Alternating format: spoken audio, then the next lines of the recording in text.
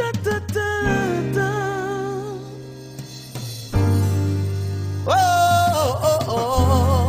pressure.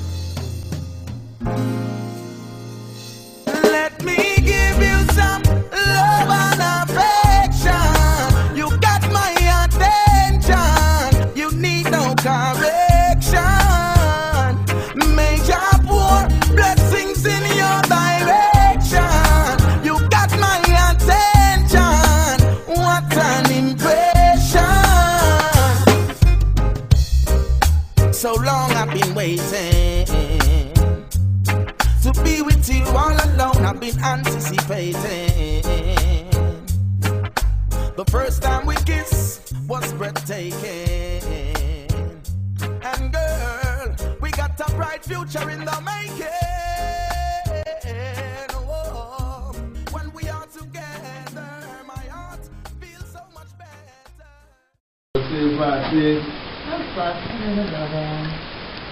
Love is enough. Love is enough. Oh boy, I miss you. Yeah, man, a whole week. Whole week, man. You missing a whole week. It has been a whole week. It feels like a whole week. You said that? It feels like a whole week. We are back. Cheesetown Radio Show. This is Love is Rock. We got Miss Casey Reanna in the building. What's up, Casey? Hello, hello. This is Love's favorite artist. Yes, I went to 45, and what was the event? Last Tuesday. Shout out to Marco. Yeah. I was like, what is last Tuesday? And I saw these people coming in. I was like, oh, this is cool. And I heard some people perform. And then I heard this girl get on the mic, and I was like, what? Who is this? Where's she? Where's she from? Wait a minute. Hold up. Wait a minute. Hold up. You're from here? You from here? Yeah. You need to be out there somewhere. I need to hear you like what's the CT? Why I don't hear you what they're doing? I don't figure out what's going on. Well, now thing is cool. Cheesetown Radio. Yeah. We actually go out. Yeah, instead of Walmart, man. So that's We work for you. I love that people. Yeah, that was like my first time the week before last. That's the first time seeing you before. Yeah, and then I saw her again this week. And I was like, God, I'm on the show. We didn't even know you were performing. We didn't know until last Tuesday. We saw us at last Tuesday and was like, hey, we're having a fundraiser next Tuesday. And I was like, sure. That's what's up. Tell us where you from. I claimed Norfolk since I've lived there the longest. I'm a military brat, and I came to college at OU and I stayed in Norfolk ever since. So I came from Norfolk. So you claim Norfolk? Yep. Everybody Norfolk. She get on that all the time. You guys are different. Yeah, I worked with some people for about a year. We're different? I mean, he's a Chesapeake guy. Exactly. All I mean, people are different. EVP. Interesting. Yeah. Love. No judgment. No judgment. No judgment. How you get started? So many. Honestly, like when I first moved here, I joined one of the choirs at ODU, and I started meeting more people. And then I met this girl, Jay Josephine, at an open night or like some type of showcase, and she really taught me all about producing. And she did my first album, and she really got me into the business. And I met Torrance, the dude that he met on the keys. He's also my producer now. Right after I graduated college, I was going to go teach English in South Africa for a year. Oh, wow. And I met him in his band, and I was like, Dad, I won't be able to do this overseas, so I like sent my money back in. It was just a roller coaster from there, and it's been right here. Well, it's here now.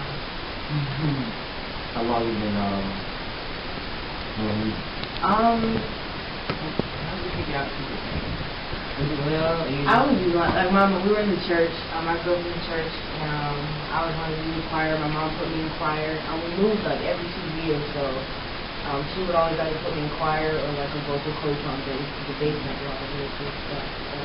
You like wanted to sing professionally or just sing? I did, because it was either gonna be a singer or an SBL profile.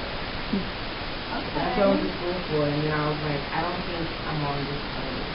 So you watch a lot of CSI and Law and Order. Oh, this is my shit.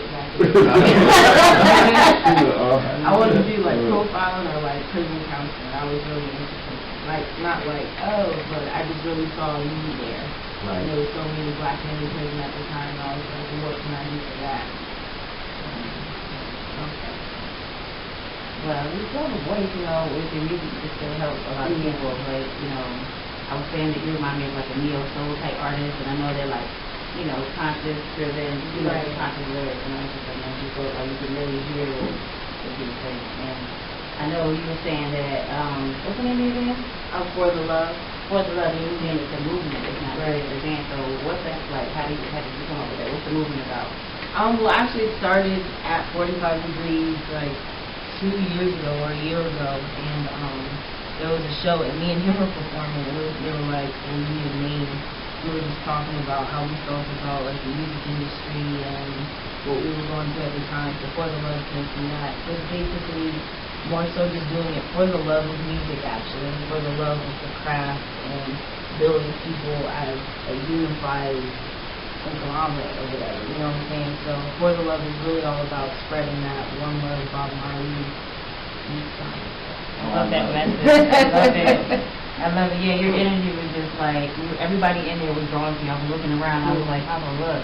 You know, a few other people performed, I was like, when you performed, everybody was stopping. You do it. Yeah.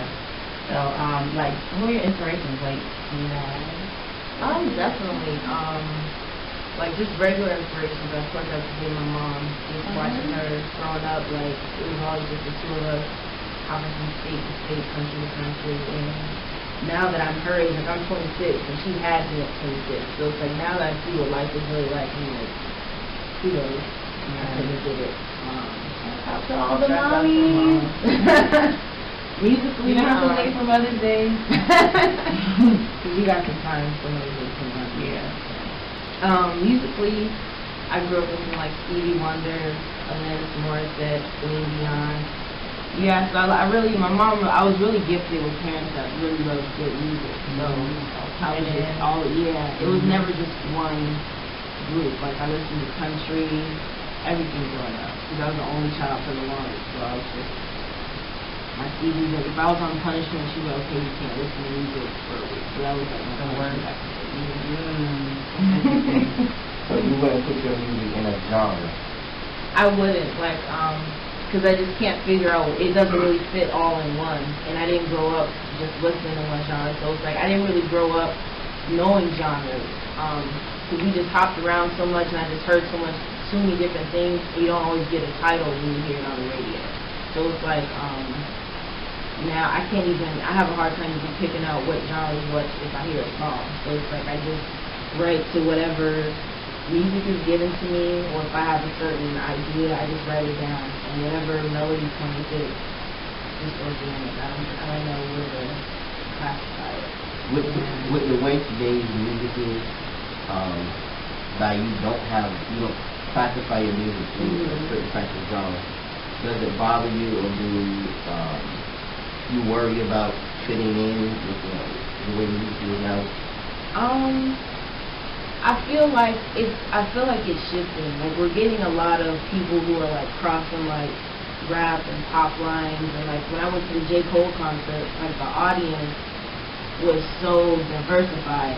Like, we were out on the lawn, we had like high school kids, preppies, we had like people that are probably maybe like, what, I don't want to say anything, I might be, but you just had everybody there. So it's like, I feel that people are looking for a certain music genre that can unify everybody, that get everybody on the same frequency, and I think that's the kind of music that you make, honestly. You know, because 45 is diverse, but everybody in there, I saw the different people that came up to you, and even if your message didn't directly relate to them, they could really appreciate, what you were saying. So I just think it was great. So you can consider the music that you do your music? You said I cannot. Her own genre. I do. I feel that way only because when people ask me, I never know. Like, when people ask, like, where are you from? Like, I had to create it. I never know how to answer it. So when people say, what genre are you? And I'll be like, I want to sing your soul, but then it's like I don't want someone like we're having a gig at a country bar. I don't want you to not pick me up if you need me. You know what I'm saying? Like, we went to Nashville and I was planning on doing Shania Twain. Like, it's. Where did you perform in Nashville? Well, there's this thing, Raw Artist Organization, and you can, as an artist, they have different shows just throughout. And so for everyone that you do where you sell tickets, you can do one for free. So like the first one we did Richmond, Baltimore, Nashville, I think, and now we're both on our free one. So you can pick, they're all over those states. It's definitely really good for people wanting to learn how to tour and how to market. Yeah, and you get like a video, you get photos. Really good. It's very comfortable. You feel like you've been doing it for a long time. Yeah. Well, speaking of tickets, can I talk about this now? Okay, so I heard you have an event coming up. What's that? Yes, October 30th at 1518 on Central Stand. For the Love is having a little unplugged set. I'm going to be performing. Testimony's going to be performing, and Big Touring Boss is going to be the keys. We're going to start selling tickets next week for maybe $10. We're going to have live painting there because I paint as well, so it's like... That's what I was going to ask you, because I seen on the Facebook page that you was doing a lot of painting. Yeah, it came out of nowhere. I would have never guessed that I could really paint like that. Like, I scribbled when I was younger, but I was working at Capital One in digital support, and I'm not a foster trait, so it was driving me crazy. And I would complain to my homegirl, and we used to paint together, like we were drinking paint, just chilling. She was like, well, I work for Paint Night, you should apply. And I was like, I don't think I can paint like that. She was like, just apply. And I applied, and they took me. And, like, customers, I guess they like me because my ratings were high, and that's now. And you're a professional painter? Yeah. Go ahead and claim it. It's okay. It's okay. It's all right. Yeah, I guess I am now. I never thought about that. But that's cool. It is cool. I would have never thought I would have fun like that. I want to get into one of your songs. This is the song that you performed that Fluff. I think this is the one you know the words to. What's this one? Thank you. Oh no, she knows the hands up one. I was there by like I'm telling you, she knows the words to all the songs. That's how you know. Oh, I love that. Where did the inspiration from Thank You come from? Thank You came from I was going through like a time period last summer, just evolution, and a lot of times evolution can hurt. So I was learning a lot of things, and I was just getting into this little gray spot, and I started listening to a lot of people who were about meditation. And one of the things that I learned was, as long as you keep a spirit of gratitude, everything will just flip. Like, as long as you raise your vibes inside, everything outside will apply. And so I wrote that so I could constantly speak that into my life. And that's what I really like with my songs. What I try to do with my songs is, if you sing along and if you speak it out, like, your life will transform into that positive frequency. That's what it's all about. It's very powerful. It is. You know, the message could really resonate.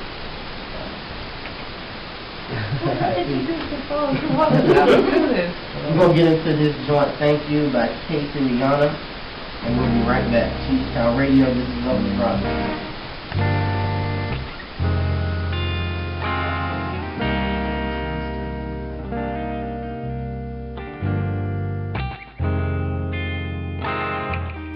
Can't do this shit no more. Working, making another man rich.